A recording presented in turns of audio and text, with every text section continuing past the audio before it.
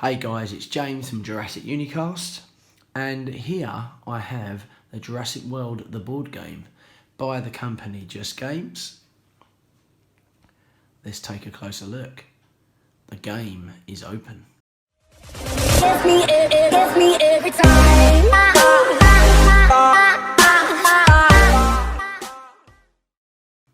Before we move on to the inside of the game and what the game actually holds, let's have a little quick look at the decoration around the outside.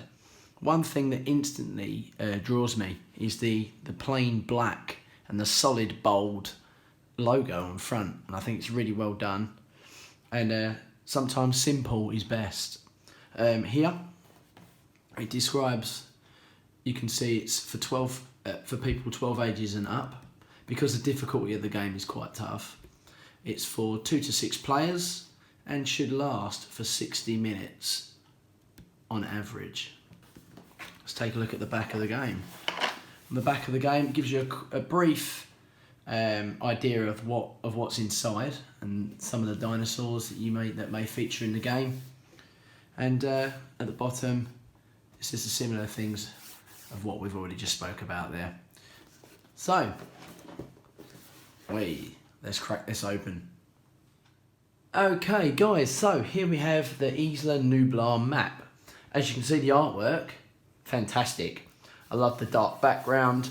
You've got lots of different icons on the side. These represent buildings. So at one point during the game, you will have these slots taken up by cards which represent buildings in the game which can help progress with your main objective, which we'll talk about later. The icons. The green icon represents Main Street. The red icon represents a space where you go when it's time to trade. So if you want to trade cards with somebody else during the game, so if you unlock a card, you can actually share the benefits of the positive numbers on that card, and you have to take your turn, put your counter there to trade. It's a trade zone, and then you can share all your bonuses and perks among each other with your friends. This is the dig site. So if you want to go into the fossil dig site and to extract new DNA from fossils, you go to that icon there, put your counter in, and then you make your move in the game. This is the research. The rules apply the same for that. This is where the research from the fossils, you dig up, you put them into the research lab, and then you upgrade them before you place them into the park. These are the paddocks. There's only a certain amount. There's not overly a lot of dinosaurs in the game, but you will come across some various species that have been seen in both Jurassic World and Jurassic World Fallen Kingdom. At the top of the map, you can see the entertainment meter and you can see the danger meter. Let's take a closer look. Here we have the easy mission. Okay, so to complete this mission, you have to get your entertainment up to the 14 marker, which is located there. You also have to have 1 large carnivore, 2 small carnivores, 3 small herbivores, and 1 large herbivore inside your park, and complete the entertainment icon to complete the game. For a medium mission, you have to get 17 on your entertainment meter, which is located there. Along with that, you need 1 large carnivore, 3 small carnivores, 3 small herbivores, and 2 large herbivores. And guys, this is where the game gets very difficult. In the hard mission, you need to get your entertainment meter as high up the board as it possibly goes. With that, you need 2 large carnivores, 4 small carnivores, 3 small herbivores, and 3 large herbivores. Okay guys, so here we have the 6 characters you can be in the game. You can be the researcher, the park ranger, the director, the mascot, the engineer, and the dino experts. They all have their strengths and weaknesses. At some point in the game, you have to work as a team and work out tactically which one of these characters is best to perform the action. For example, you might land on a danger counter and you get a danger card come up. So, players are not allowed to use the research lab or the fossil dig site. Now, on here it says to remove this danger, you have to roll an 8. Now, these cards all have their strengths and weaknesses. If you look at this one, the researcher gets to use 3 dice. So, the job for this person would be to make sure that it eradicates this card, and you can then use the fossil and the research lab for the rest of the game by rolling an 8 or higher. If, for example, you are the engineer, they can only roll 1 dice. The requirement to pass that is 8. The maximum you can roll with 1 dice is 6. So this is where the teamwork comes into the game. Okay, so here we have the park ranger. The park ranger basically has the strongest protection of the whole 6 cards and characters. As you can see, it's 3 dice. So, in the worst case scenario, in the event of a dinosaur breakout, such as all large dinosaurs break out, on the back of the token, it gives you a count of protection and the roll of dice you need to pass to solve the problem, and it's a 9. So, the park ranger here can only roll 3 dice, so therefore they've got more chance of getting a 9 or above. If you look at the mascot, however, they can only roll 1 dice. So if the counter asks for more than 9, this person is not the best person to use. So that's more teamwork involved. Over here we've got the dinosaur expert. They've got 2 dice across the whole board, so they're pretty a good all-rounder character to use, but they don't excel in any areas. The engineer. Getting through Jurassic World and having a 5-star park is really important, and the way you do that is by getting the entertainment up, and also the buildings help with increasing the entertainment.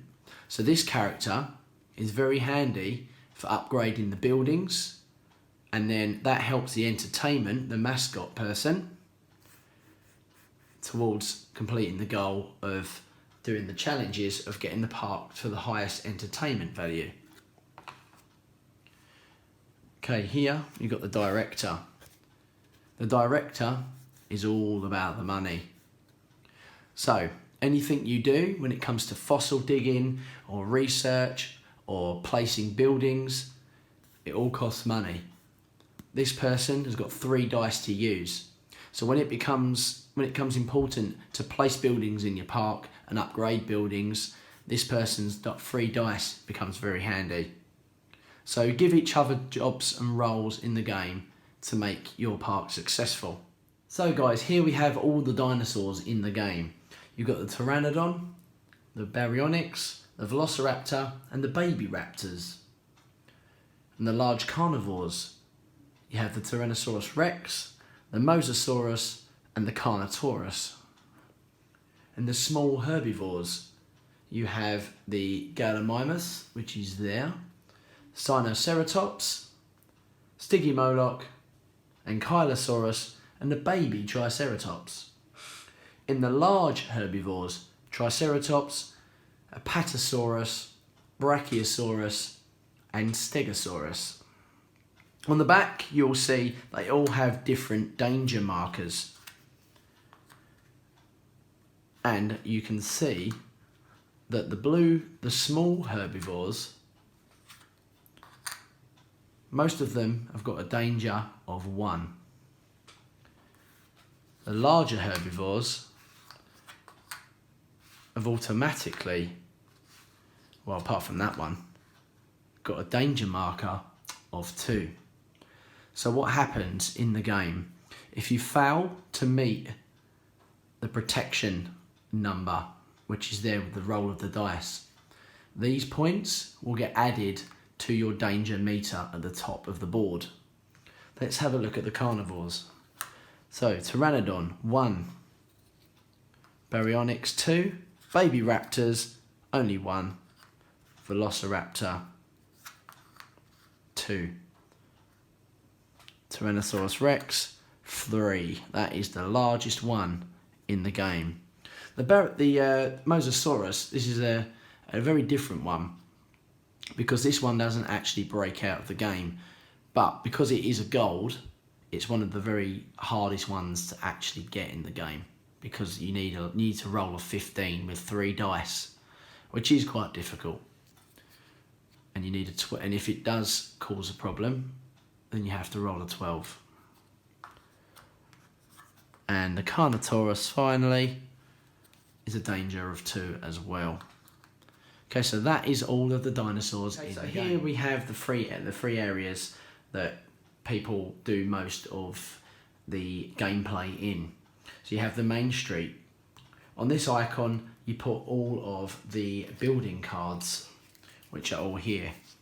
So the building cards, I'll give you an example up here. So with the building cards, Gentle Giant's Petting Zoo.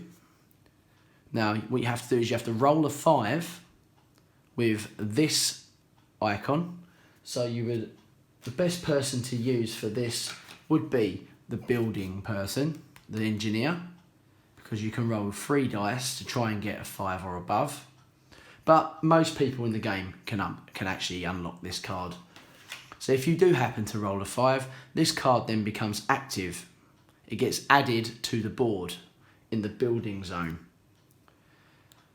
But what happens then, to win 1 entertainment and put your counter up to the next level on the entertainment meter, you have to roll a 6 with the entertainment.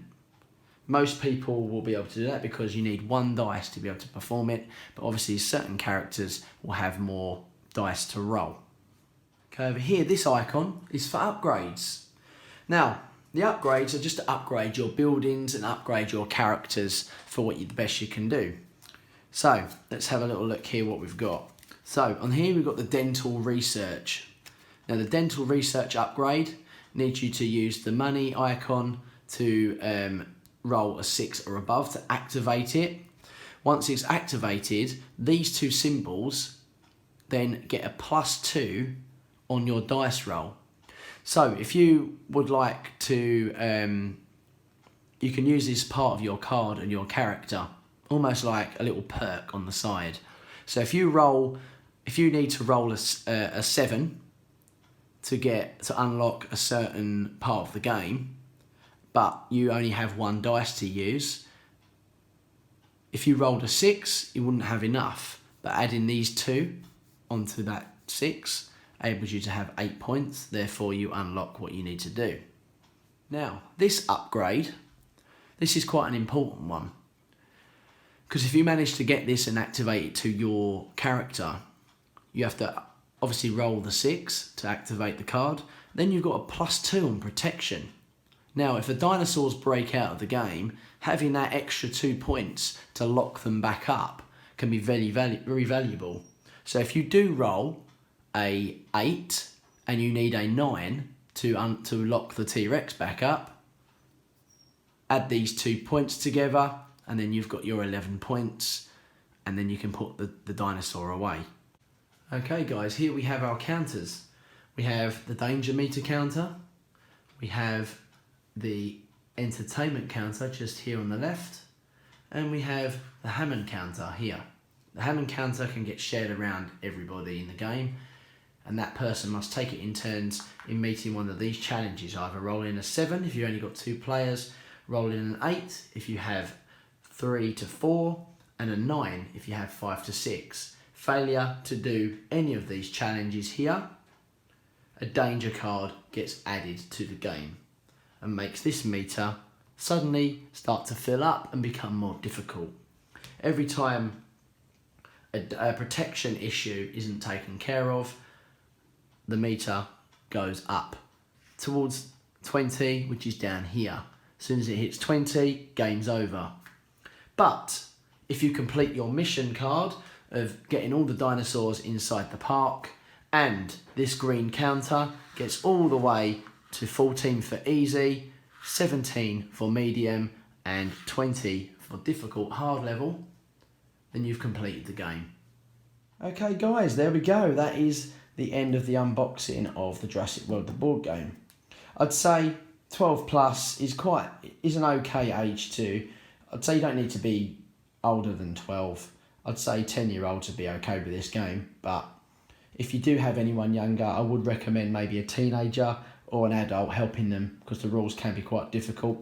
4 players is perfect, 6 is good, but it will extend the game time. Overall, I'd give this game out of 10, probably a score of 8.5. It could possibly be changed in certain ways, in terms of maybe having some more dinosaurs in the game, like an expansion. But overall, the rules of the game are fantastic. The way you roll the dice to counteract problems and to increase your entertainment value is really good fun. And it's a really good team game to have for the family and your friends. That's the end. Thanks for watching. If you haven't, subscribe to the channel. And also click that notification bell. We are trying to get through videos daily now. So we've got lots of different content for everybody. We've got Lego Jurassic Park games. We have Ark Survival, Builds, Minecraft. We've got the Claire, Evolution of Claire audiobook coming up. And some Rocket League as well. We've just started to play. So there's a lot of things for everybody. And Jurassic World Evolution. How can I forget Jurassic World Evolution? Lots of stuff on there. So take it easy, guys, and thanks again.